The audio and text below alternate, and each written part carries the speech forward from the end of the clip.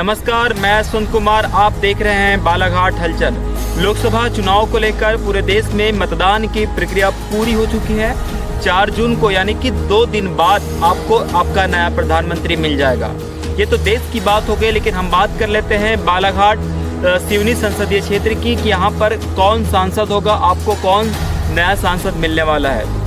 आपको बता दें कि इस बार भारतीय जनता पार्टी ने बालाघाट नगर पालिका की पार्षद भारती पारधी पर दाव खेला था, तो वहीं कांग्रेस ने जिला पंचायत अध्यक्ष सम्राट सिंह सरस्वार पर दाव खेला था।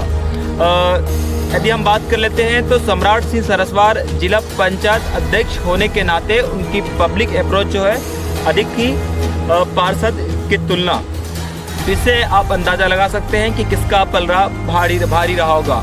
यदि भारतीय जनता पार्टी की बात करें तो भारतीय जनता पार्टी के लिए खुद प्रधानमंत्री नरेंद्र मोदी और मुख्यमंत्री डॉक्टर मोहन यादव के अलावा पूर्व मुख्यमंत्री शिवराज सिंह चौहान ने भी खूब प्रचार प्रसार किया था। इसके अलावा केंद्रीय नेताओं की यदि बात कर ले, प्रहलाद सिंह पटेल, नरेंद्र सिंह तोमर, कैलाश विजयवर्गीय के अलावा अन्य नेता भी यहाँ पर अपना डेरा डाले हुए थे। लगातार वो इस संसदीय क्षेत्र का दौरा कर रहे थे और भारती पारधी के समर्थन में खूब प्रचार प्रसार कर रहे थे। तो इसका भी कहीं ना कहीं अधिक लाभ भारती पारधी को मिलने की संभावना जताई जा रही है। यदि कांग्रेस की बात कर ले तो कांग्रेस के लिए कोई बड़ा स्टार प्रचारक बालाघाट सिवनी संसदीय क्षेत्र में प्रचार करते नजर नहीं आए थे।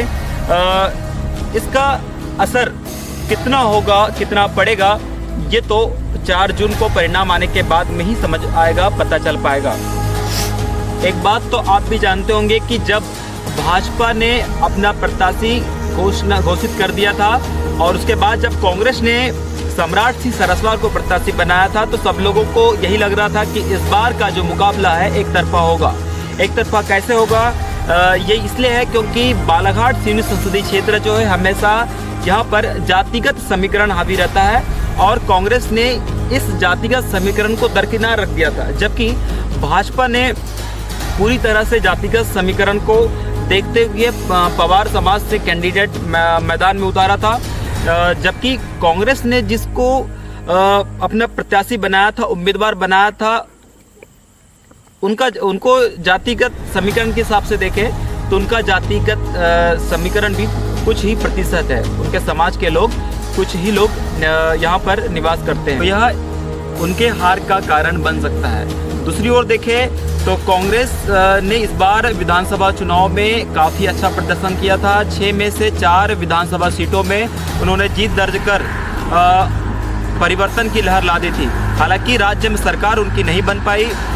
यदि इस दृष्टि से देखें तो चारों विधानसभा क्षेत्र में यदि वो बढ़त हासिल करते हैं तो कांग्रेस के पक्ष में इस बार परिणाम हो सकता है। आपको बता दें कि परसवाड़ा विधानसभा से मधु भगत ने लगभग 26,000 वोटों से चुनाव जीता है। इसके अलावा अनुभव मुंजारी की बात कर ले तो बालाघाट विधानसभा से उन्होंने लगभग 30,000 वोटों से विधानसभा चुनाव में जीत दर्ज की है। तो यदि यहाँ से इन लोग बढ़त बनाकर चलते हैं तो कहीं ना कहीं कांग्रेस के लिए फायदेमंद साबित हो सकता है। वारासिवनी की बात कर ले तो वारासिवनी विधानसभा क्षेत्र में इस बार पवार समाज का जो वोट है वो तो बीजेपी में ही जाएगा, ये तो तय है। लेकिन इसके अलावा लोधी समाज और आदिवासी समाज का जो मत है इस बार कांग्रेस के पक्ष में होना बताया जा रहा है। यदि हम बात कर ले तो बैहर की, तो बैहर में भी इस बार आदिवासी समुदाय का जो मतदान है इस बार वहाँ पर भी कांग्रेस के पक्ष में होना बताया जा रहा है। बरघाट और सिवनी विधानसभा की यदि बात कर ले तो यहाँ पर भाजपाई और कुछ मतदाता इसलिए नाराज है क्योंकि यहाँ पर भाजपा ने वहाँ का प्रत्याशी नहीं बनाया है।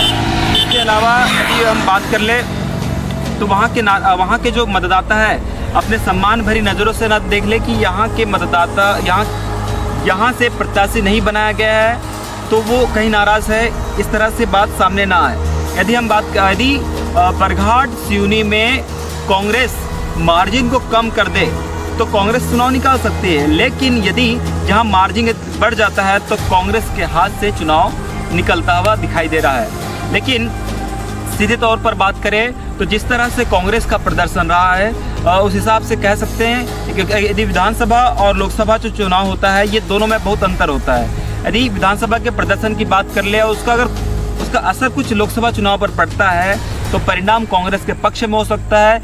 यदि ऐसा नहीं हुआ तो भाजपा ने जिस तरह से मेहनत किया है, केंद्रीय नेतृत्व ने यहाँ पर जिस तरह से मेहनत किया है, इससे हम कह सकते हैं या फिर संभावना जता सकते हैं कि भाजपा के पक्ष में इस बार परिणाम हो सकता है।